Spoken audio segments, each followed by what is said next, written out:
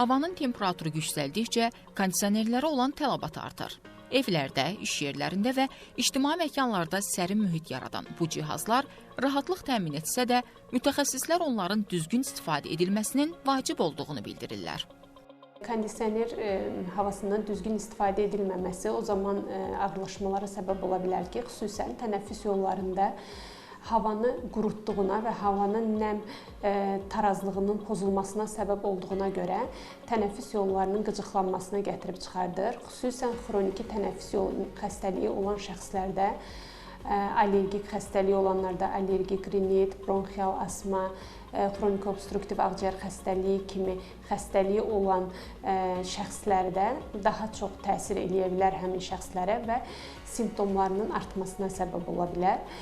Havanı qurutduğuna və nəm tarazlığını pozduğuna görə insanlarda burunda quruluq, burun tutqunluğu, öskürək, boğazda qıcıqlanma, askırma kimi şikayətlərin artmasına səbəb ola bilər.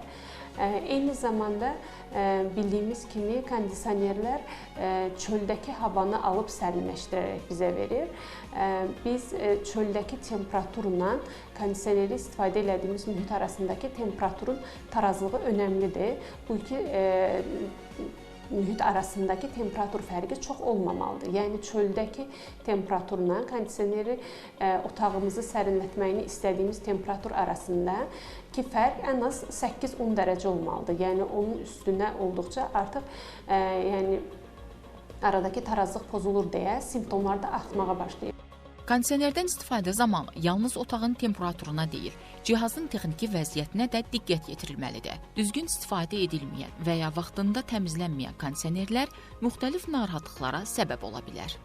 Temperatur 20, 22, 24 dərəcədə, yəni minimum 20 dərəcədə, ideal variantda isə 22-24 dərəcədə saxlanılması daha qənaətbəxşdir.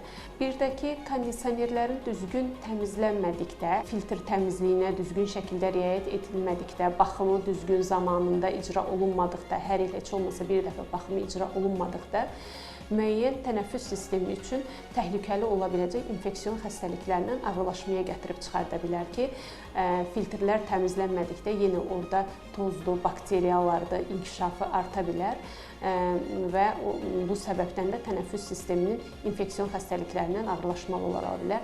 Xüsusən legionellanın səbəb olduğu bir pnevmoniya formasının biz adını çəkirik ki, xüsusən kondisionerlərin düzgün baxımı icra olunmayan, köhnə, filtrləri köhnə, çirkli, özündə bakteriya çoxalmağa münbit şəraiti olan bakteriya kondisionerlərdən istifadə edilən şəxslərdə görülə bilən bir pnevmoniyadır.